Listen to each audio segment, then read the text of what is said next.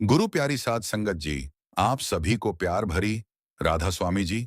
संगत जी, बाबा जी फरमाते हैं, इस संसार में कोई भी आंसू व्यर्थ नहीं जाता। जो आंसू बाबा जी के चरणों में गिरता है, वही आंसू एक दिन मोती बन जाता है। आज की महासाखी एक ऐसी बेटी की है जिसके पास संसार में कुछ भी नहीं था, पर उसके पास बाबा जी का नाम था। और जहां नाम होता है, वहां हार नहीं होती। साध संगत जी, तो चलिए शुरू करते हैं। बहुत समय पहले की बात है। एक सूखे से गांव में एक गरीब किसान रहता था। उसकी एक ही संतान थी, बेटी। नाम था उसका कमली। कमली बचपन से ही अलग स्वभाव की थी। जब दूसरे बच्चे खेलते, कमली मंदिर में बैठी बाबा जी का नाम जपती। लोग कहते, इतनी छोटी उम्र में भक्ति क्यों करती है? कमली मुस्कुराकर कहती, मुझे बाबा जी अच्छे लगते हैं। जब कमली 5 वर्ष की थी, तब उसकी माँ संसार छोड़ गई। उस दिन कमली ने अपनी माँ को जाते देखा। माँ की ठंडी होती हथेली पकड़कर वो बोली, माँ मुझे छोड़कर मत जाओ। पर माँ जा चुकी थी। उस रात कमली पहली बार फूट फूट कर रोई। वो मंदिर गई और बाबा जी की मूर्ति के सामने बैठकर बोली, बाबा जी, अब मेरी माँ आप हो। और तभी से कमली ने बाबा जी को अपना सब कुछ मान लिया। समय बीतता गया। कमली बड़ी होने लगी। वो सुंदर भी थी, संस्कारी भी, और सबसे बड़ी बात, धैर्यवान भी। वो सुबह जल्दी उठती, पिता के साथ खेत जाती, पानी भरती, चारा काटती और रात को बाबा जी का नाम जपती। उसका जीवन कठिन था, पर मन बहुत शांत था। एक दिन राजा का बेटा शिकार खेलने गांव आया। घोड़ा चमचमाता हुआ, कपड़े रेशमी और आंखों में घमंड।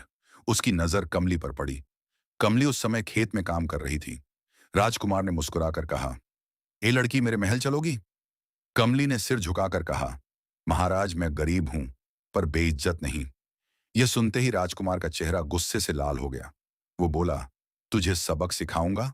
और यहीं से कमली के जीवन की सबसे बड़ी परीक्षा शुरू होती है। गुरु प्यारी साध संगत जी, बाबा जी फरमाते हैं, जब किसी का घमंड जागता है तो उसकी बुद्धि सो जाती है। और जब किसी की बुद्धि सो जाती है, तो बाबा जी उसकी परीक्षा लेना शुरू कर देते हैं। फिर राजकुमार घोड़े पर बैठा कमली को घूरता रहा। उसकी आंखों में क्रोध, वासना और अहंकार सांप झलक रहा था। कमली ने नजरें झुका ली, पर उसका दिल तेज तेज धड़क रहा था। वो मन ही मन बोली, बाबा जी, मेरी रक्षा करना। राजकुमार ने फिर कहा, तू जानती है मैं कौन हूं? कमली बोली, आप राजा के पुत्र हैं। राजकुमार हंसा और बोला, और तू जानती है कि राजा के पुत्र की बात कौन टाल सकता है? कमली ने धीमे स्वर में कहा, जो बाबा जी पर विश्वास करता है, वही टाल सकता है। यह सुनकर राजकुमार के भीतर जैसे और ज्यादा आग लग गई हो। वो दांत पीसते हुए बोला, तू मुझे चुनौती दे रही है? कमली शांत होकर बोली, मैं किसी को चुनौती नहीं देती, मैं बस सच बोलती हूँ। राजकुमार ने अपना घोड़ा घुमाया और जाते जाते बोला, याद रखना, मैं केवल तुझसे ही विवाह करूंगा और बीच रास्ते छोड़ दूंगा। ना तू सुहागन रहेगी और ना ही कुंवारी। इतना कहकर वो घोड़े को एड़ लगाकर चला गया। कमली वहीं खड़ी कांपती रही। उसकी आंखों से आंसू बहने लगे। वो सीधे मंदिर पहुंची और बाबा जी की मूर्ति के सामने बैठ गई। उसने दीपक जलाया और हाथ जोड़कर बोली, बाबा जी, मेरे पास कोई नहीं है, सिर्फ आप हो। अगर मेरी किस्मत में दुख है, तो मुझे सहन करने की शक्ति देना, पर मेरी इज्जत बचा लेना बाबा जी। उस रात कमली को नींद नहीं आई। उधर राजमहल में राजकुमार भी बेचैन था, पर उसकी बेचैनी पश्चाताप की नहीं, बल्कि घमंड की थी। वो अपने मित्र से बोला, उस गांव की लड़की मुझे नीचा दिखा गई। अब मैं उसे दिखाऊंगा कि राजा का बेटा क्या कर सकता है। मित्र ने पूछा, क्या करेगा? राजकुमार बोला, पिता से उसका रिश्ता मंगवाऊंगा और विवाह के बीच में ही उसे छोड़ दूंगा। अगली सुबह राजा के पास रिश्ते का संदेश भिजवा दिया गया। राजा ने सोचा कि राजकुमार की पसंद है तो ठीक ही होगा। जब कमली के पिता को राजमहल से संदेश मिला, तो उनके पैरों तले जमीन खिसक गई। वो घबराए हुए कमली के पास आए और बोले, बेटी, राजा के घर से रिश्ता आया है। कमली का चेहरा पीला पड़ गया। वो सब समझ गई, फिर भी बोली, पिताजी, जो बाबा जी की मर्जी होगी वही होगा। पिता रो पड़े और बोले, हम गरीब लोग हैं, बेटी राजा को कैसे मना करें? कमली ने पिता के चरण पकड़ लिए और बोली, पिताजी, आप डरिए मत, मैं सब कुछ बाबा जी पर छोड़ती हूँ। विवाह की तारीख तय हो गई। गांव में हलचल मच गई। कुछ लोग खुश थे, तो कुछ फुसफुसा रहे थे कि इतने ऊंचे घराने में बेटी भेजना ठीक नहीं। पर कमली शांत थी। वो रोज और ज्यादा नाम जपने लगी। विवाह से एक रात पहले कमली ने एक सपना देखा। उसने देखा कि एक तेज प्रकाश है और उस प्रकाश में बाबा जी खड़े हैं। बाबा जी ने कहा, डर मत बेटी, जो होगा तेरे भले के लिए होगा। कमली की नींद खुल गई और उसके चेहरे पर एक अद्भुत शांति थी। अगले दिन बारात आई, ढोल बजे, बाजा बजा और लोग नाचे, पर कमली का मन बाबाजी में लगा था। मंडप सजा और फेरे शुरू हुए। पहला फेरा, दूसरा फेरा और फिर तीसरा फेरा। राजकुमार शांत था, पर उसकी आंखों में एक कुटिल मुस्कान थी। चौथे फेरे के समय वो अचानक गिर पड़ा। शोर मच गया कि राजकुमार को द्वारा पड़ गया है। मित्रों ने उसे उठाया और पालकी में डालकर ले जाने लगे। पर संगत जी कमली मूर्ख नहीं थी। उसे बाबाजी ने पहले ही सावधान कर दिया था। उसी क्षण उसने चुपके से राजकुमार की तलवार उठा ली। बारात चली गई और गांव में सन्नाटा छा गया। लोग रो रहे थे, पर कमली ने किसी को कुछ नहीं बताया। वो मंडप में बैठी और उसने तलवार को अपने सामने रखा। तलवार को साक्षी मानकर उसने बाकी के फेरे पूरे कर लिए। कमली ने मन ही मन कहा, बाबा जी, अब सब आपके हाथ में है। गुरु प्यारी साध संगत जी बाबा जी फरमाते हैं, जो इंसान सब कुछ बाबा जी पर छोड़ देता है, उसका बोझ बाबा जी स्वयं उठा लेते हैं, और जिसे दुनिया ठुकरा देती है उसे बाबा जी गले लगा लेते हैं। बारात जा चुकी थी और गांव में सन्नाटा था। कमली के पिता जमीन पर बैठकर रो रहे थे। लोग तरह तरह की बातें कर रहे थे। कोई कहता बेचारी की किस्मत फूट गई, तो कोई कहता राजा का बेटा धोखेबाज निकला। पर कमली शांत बैठी थी। उसके चेहरे पर एक भी आंसू नहीं था। उसकी आंखों में केवल बाबा जी का नाम था। फिर रात हो गई। कमली अपने पिता के पास आई और धीरे से बोली, पिताजी, अब मैं यहां नहीं रह सकती। पिता चौंक गए और बोले, क्यों बेटी? कमली बोली, लोग रोज बातें करेंगे, आपको ताने मारेंगे। मैं नहीं चाहती कि मेरे कारण आपकी इज्जत जाए। पिता फूट फूट कर रो पड़े और बोले, तो तू कहां जाएगी? कमली बोली, जहां बाबा जी ले जाएंगे। उस रात कमली ने थोड़ा सा अन्न, एक लोटा पानी और बाबाजी की तस्वीर एक पोटली में बांधी। उसने पिता के चरण छुए और बोली, पिताजी, मुझे आशीर्वाद दीजिए। पिता ने कांपते हाथों से उसके सिर पर हाथ रखा और बोले, बेटी, जहां भी रहना, बाबाजी का नाम मत छोड़ना। कमली बोली, यही मेरी सांस है पिताजी। अंधेरी रात में कमली गांव छोड़कर निकल पड़ी। ना कोई ठिकाना, ना कोई सहारा, बस बाबाजी का आसरा। रास्ते में जंगल था और तेज हवा चल रही थी। डर लग रहा था तो कमली रुक गई और हाथ जोड़कर बोली, बाबाजी, आप साथ हो ना? तभी उसे झाड़ियों के पीछे एक हल्की रोशनी दिखाई दी। वो आगे बढ़ी तो वहां एक छोटा सा पुराना आश्रम था। वहां दीपक जल रहा था और एक बूढ़े संत धनी के पास बैठे थे। उन्होंने आंखें खोली और कमली को देखते ही बोले, आ गई बेटी। कमली चौंक गई और बोली, बाबा जी, आप मुझे जानते हो? संत मुस्कुराए और बोले, जो बाबा जी का होता है उसे बाबा जी के संत पहचान लेते हैं। कमली फूट फूट कर रो पड़ी और उसने सारी कहानी सुना दी। संत ने कहा, बेटी, तूने तलवार को साक्षी मानकर फेरे पूरे किए हैं। तू विधवा नहीं है, तू सुहागन है। कमली सन्न रह गई। संत बोले, पर अभी समय है, तुझे धैर्य रखना होगा। संत ने उसे आश्रम में रहने दिया। कमली सेवा करने लगी। वो झाड़ू लगाती, पानी भरती, भोजन बनाती और हर काम के साथ नाम जपती। उधर राजमहल में राजकुमार ऐश में डूबा हुआ था। वो समझ रहा था कि उसने कमली को मिटा दिया, पर बाबाजी चुप थे, और जब बाबाजी चुप होते हैं तो बड़ी लीला रचते हैं। एक दिन संत ने कमली से कहा, बेटी, अब समय आ गया है तुझे संसार में उतरने का। कमली बोली, बाबाजी, जैसा आप कहें। संत ने उसे साधारण कपड़े दिए और आशीर्वाद दिया कि तू दूध और दही बेचकर जीवन शुरू करेगी। कमली पास के नगर पहुंची। उसने कुछ गाय खरीदी।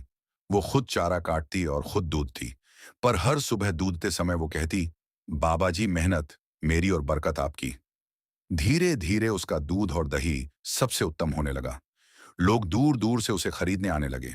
एक दिन वही राजकुमार उस नगर से गुजरा। उसके सेवक ने कमली की दही खरीदी। राजकुमार ने जैसे ही उसे छका, उसकी आंखें चमक उठीं। उसने कहा, ऐसी दही मैंने कभी नहीं खाई, और यहीं से भाग्य का पहिया धीरे धीरे घूमने लगा। गुरु प्यारी साध संगत जी बाबा जी फरमाते हैं, जो दूसरों को दुख देता है वह अपने लिए दुख बोता है, और जो चुपचाप सहन करता है उसके लिए बाबा जी न्याय बोते हैं। राजकुमार के हाथ में दही का कटोरा था। वो बार बार स्वाद ले रहा था। उसने सेवक से बोला, ये दही कहाँ से लाए?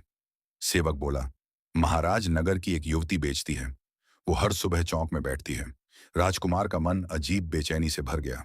उसने कहा, कल मुझे वहीं ले चलना। अगली सुबह राजकुमार साधारण वस्त्र पहनकर चौक पहुंचा। कमली अपना सिर ढके बैठी थी। सामने दही के मटके थे। राजकुमार उसे देखता रह गया।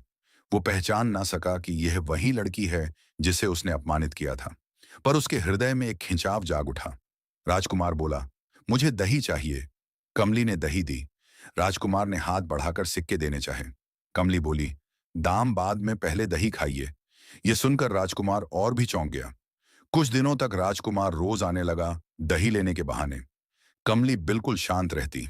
ना कोई मुस्कान और ना कोई फालतू बातचीत, पर उसके मन ही मन बाबा जी का नाम चलता रहता।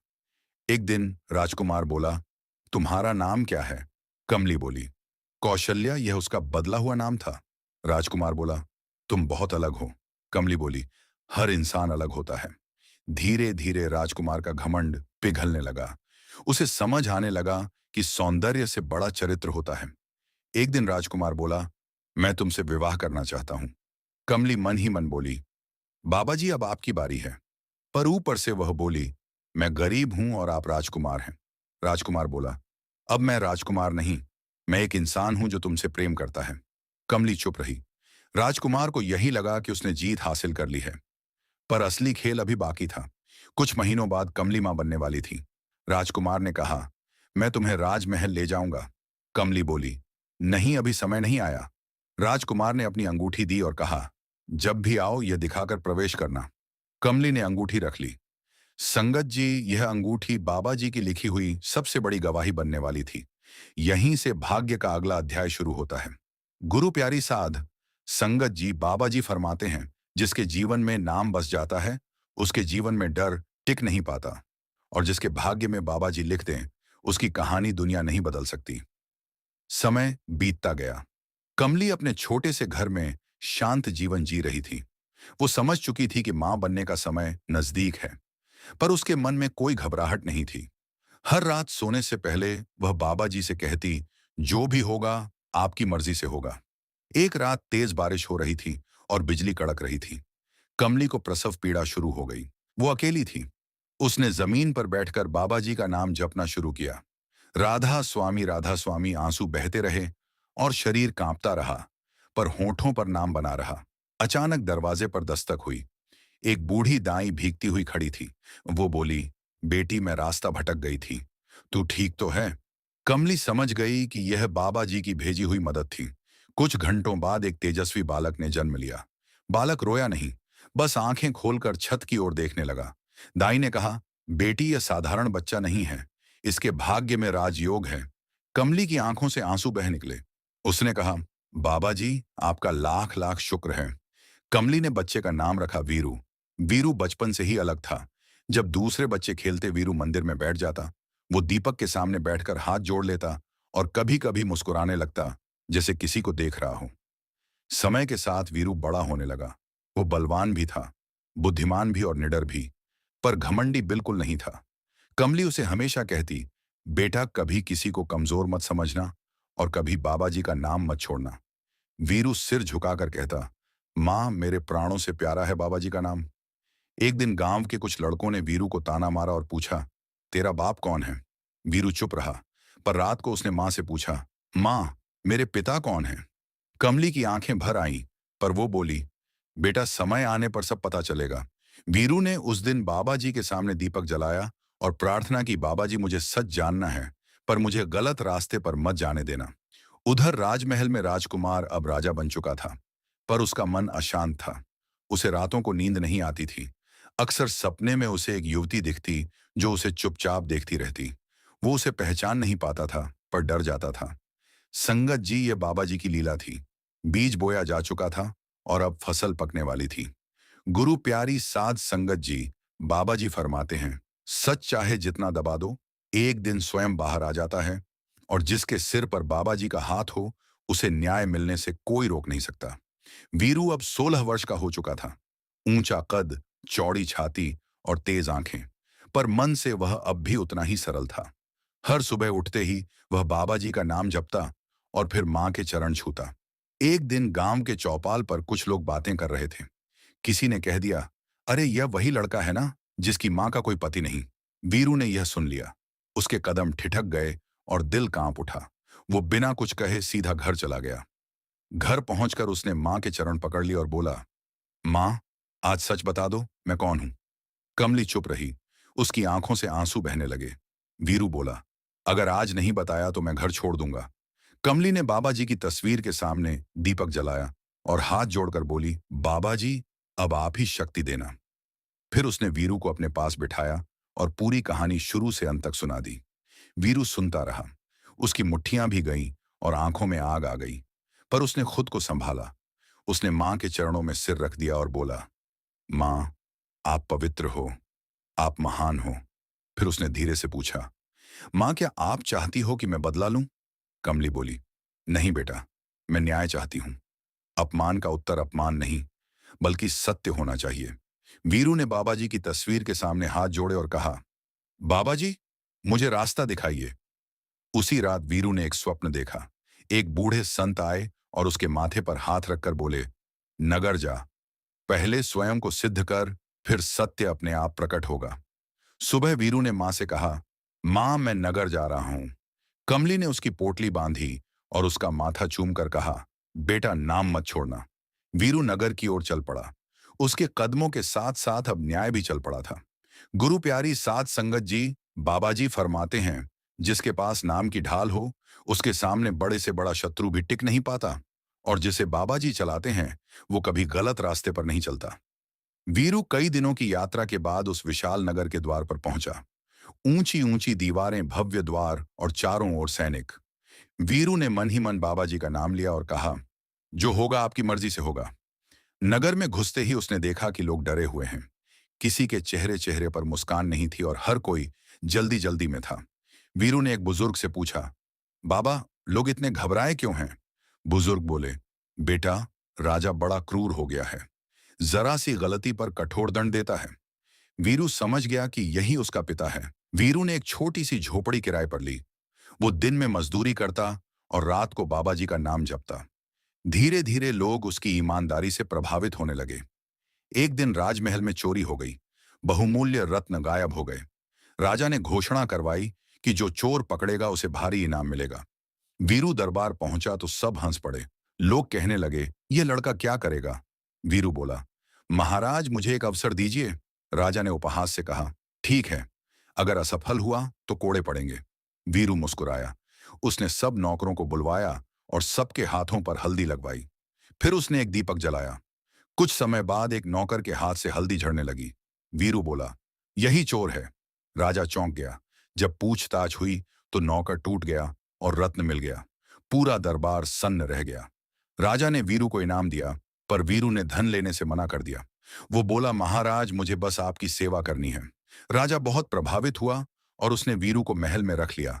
धीरे धीरे वीरू राजा का विश्वास पात्र बन गया। पर उसका लक्ष्य कुछ और ही था। गुरु प्यारी साध संगत जी बाबा जी फरमाते हैं, जो विनम्र होता है उसे ऊपर उठने से कोई रोक नहीं सकता।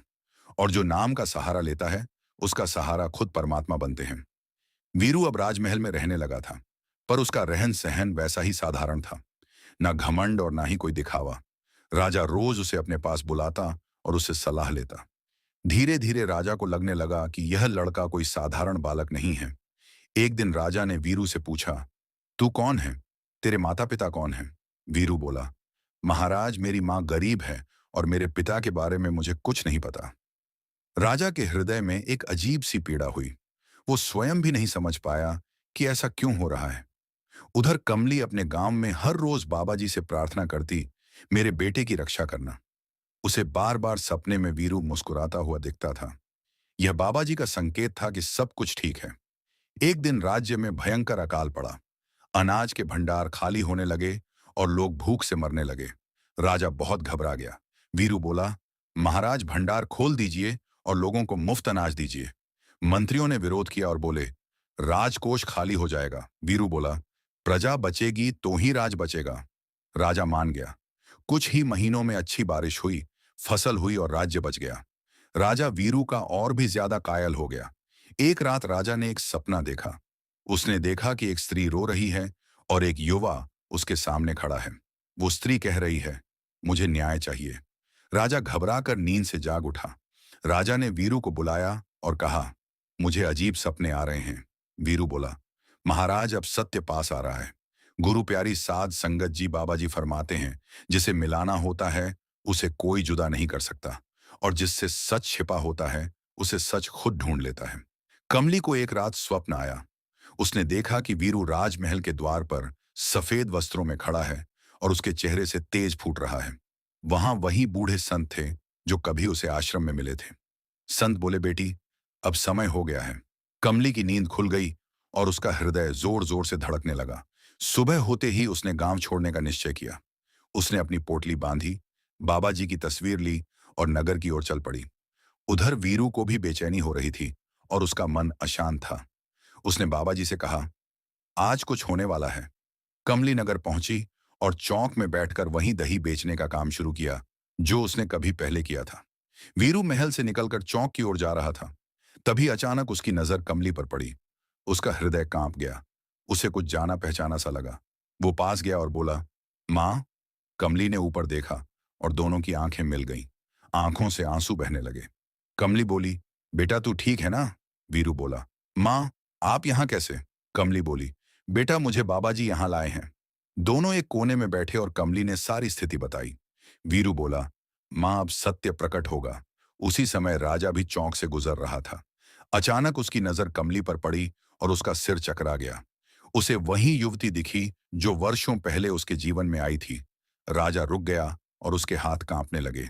गुरु प्यारी साध संगत जी बाबा जी फरमाते हैं, सच को दबाया जा सकता है पर मिटाया नहीं जा सकता, और जिस दिन सच सामने आता है उस दिन बड़े बड़े घमंड भी राख हो जाते हैं।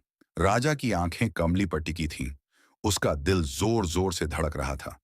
वो धीरे धीरे पास आया पर उसके शब्द गले में ही अटक गए। कमली खड़ी हो गई और सिर झुकाकर बोली, महाराज, मुझे पहचाना? राजा की आंखों के सामने पुराने सारे दृश्य घूम गए। वही खेत, वही मिट्टी और वही विवाह का मंडप जहां चौथा फेरा अधूरा रह गया था। राजा बोला, तुम वही हो? कमली बोली, हाँ महाराज, मैं आपकी छोड़ी हुई पत्नी हूं। पूरी भीड़ सन्न रह गई। तभी वीरू आगे आया और बोला, और मैं आपका पुत्र हूं। राजा यह सुनकर लड़खड़ा गया। कमली ने अपनी पोटली खोली और उसके अंदर से वही अंगूठी निकाली। उसने कहा, महाराज, यह अंगूठी आपने ही दी थी। राजा ने जैसे ही वह अंगूठी देखी, उसके चेहरे का रंग उड़ गया।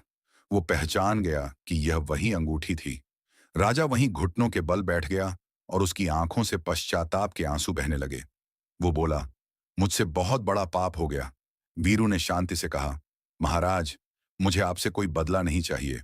मुझे सिर्फ अपनी मां के लिए न्याय चाहिए। राजा भावुक होकर बोला, मैं आज ही वीरू को अपना युवराज घोषित करता हूं और कमली को अपनी महारानी। कमली ने हाथ जोड़कर कहा, महाराज, यह सब बाबा जी की ही अपार कृपा है। राजा ने सबके सामने बाबा जी के चरणों में अपना सिर झुका दिया। साध संगत जी, जहां बाबा जी की कृपा होती है वहां कभी अन्याय टिक नहीं पाता। बाबा जी फरमाते हैं, जो सहन करता है वही सबसे बड़ा विजेता होता है, और जो नाम को पकड़ लेता है उसे दुनिया की कोई शक्ति हरा नहीं सकती। राजमहल में आज विशेष तैयारी हो रही थी। नगर के हर रास्ते पर दीप जलाए गए थे। ढोल नगाड़े बज रहे थे और चारों ओर फूलों की वर्षा हो रही थी। आज वीरू का राज्य अभिषेक होने वाला था और कमली को महारानी का आसन मिलने वाला था। राजा सबके सामने खड़ा हुआ और हाथ जोड़कर बोला, मैंने अपने जीवन में सबसे बड़ा अपराध किया था। अहंकार में अंधा होकर एक निर्दोष बेटी का जीवन बर्बाद किया। आज बाबा जी की कृपा से मुझे अपने पापों का प्रायश्चित करने का अवसर मिला है। राजा ने सबके सामने कमली के चरण छुए। पूरा दरबार यह देखकर स्तब्ध रह गया। राजा बोला, आज से कमली मेरी महारानी है और वीरू मेरा उत्तराधिकारी युवराज। कमली की आंखों से आंसू बह निकले।